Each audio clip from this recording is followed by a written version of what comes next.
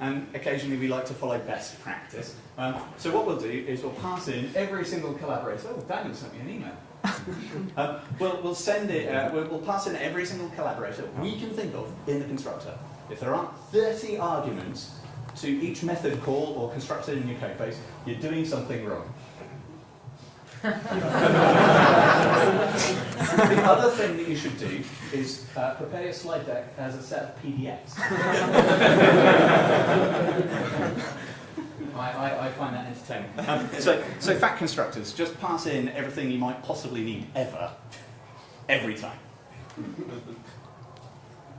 And while you're about it, objects, fantastic. Who's heard of inheritance with object orientation?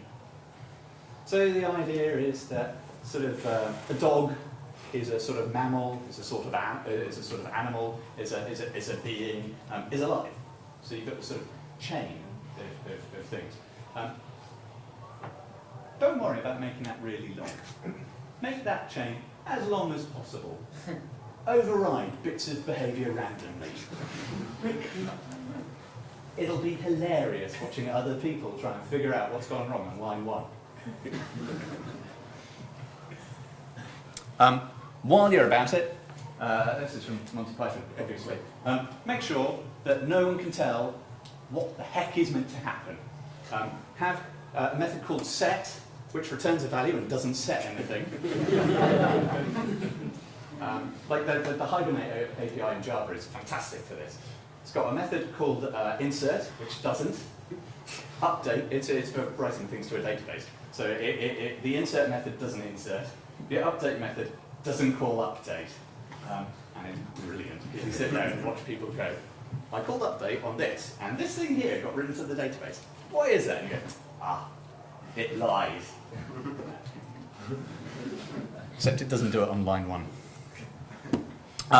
Also, if you can call something by one name, call it by 12. It's not money, it's cash, Spondulix, Luca, other names for money. Dosh, thank you, dollar, cent, credit, and usernames interchangeably. Ideally, in objects in a strongly typed language, so you need to cast the one from the other. You can get away with that if you've got deep inheritance. Tests.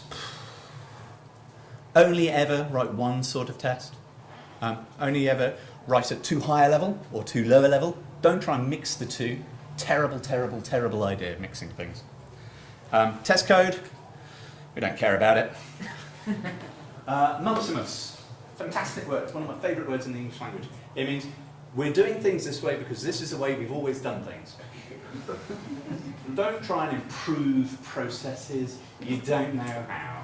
Instead, just carry on doing whatever used to not work for you in the past. I've said it before and I'll say it again. When the going gets tough, you're up against the deadlines.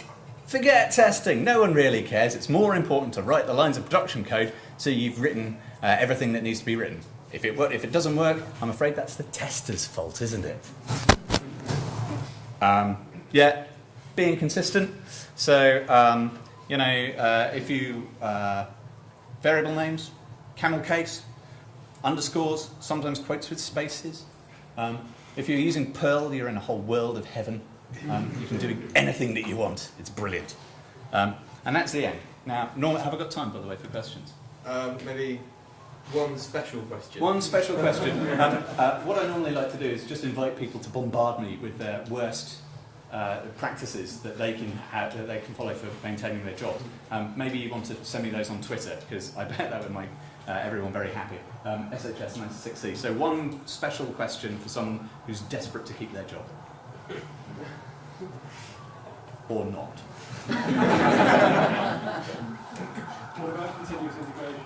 Continuous integration is for pussies. What you want to do when you're compiling your code is make sure that only a bit of it can be built on any one computer. Make sure that Jim is away when you're doing a release, and the key bit has to be built on Jim's machine. That way, you can keep the whole team employed. All right. Thanks very much.